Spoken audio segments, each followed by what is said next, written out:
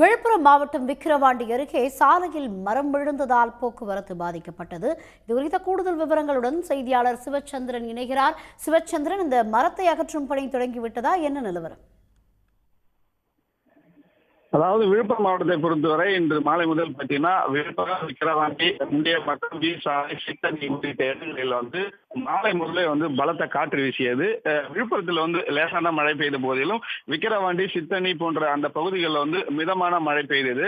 இந்த பலத்த காற்று வீசியதன் காரணமாக விக்கிரவாண்டி அருகே உள்ள வி சாலை என்ற இடத்துல தேசிய நெடுஞ்சாலை, அதாவது திருச்சியிலிருந்து சென்னை செல்லக்கூடிய மார்க்கெட்டில் தேசிய நெடுஞ்சாலை காட்டு மரம் ஒன்று சாலையின் சாய்ந்தது.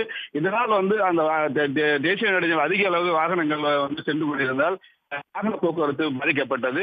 மழையும் பெய்ததால தகவல் அறிந்து வந்த நெடுஞ்சாலை ரோந்து போலீசார் மற்றும் விக்கிரவாண்டி போலீசார் சம்பவ இடத்திற்கு விரைந்தனர்.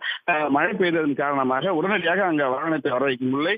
அந்த மரத்தின் அருகே வந்து கொண்டிருந்த அந்த ட்ரக் என்று சொல்லக்கூடிய கனரக வாகனத்தின் மூலம் அந்த மரத்தை ஒதுக்கினர், அதாவது சாலையிலிருந்து அப்புறப்படுத்தினர்.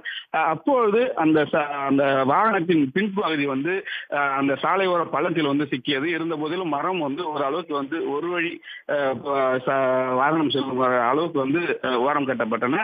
இதன் காரணமாக 2 கிலோமீட்டருக்கு அப்பாறே வாகனங்கள் நிறுத்தப்பட்டு ஒரே வழியில், அதாவது சென்னை திருச்சி மார்க்கத்தில் ஒரு வழி பாதையிலே வாகனங்கள் அனுப்பப்பட்டன. இருந்த போதிலும் 1 கிலோமீட்டர் தூரத்திற்கு வாகனங்கள் அணிவகுத்திருந்தன. பின்னர் முழுமையாக அங்கு போக்குவரத்து சரி செய்யப்பட்டு தற்போது வாகனங்கள் வழக்கம் போல் செல்லும் பார்க்கிறது. இதனால் சுமார் 45 நிமிடம் அந்த பகுதியில் போக்குவரத்து பாதிக்கப்பட்டது.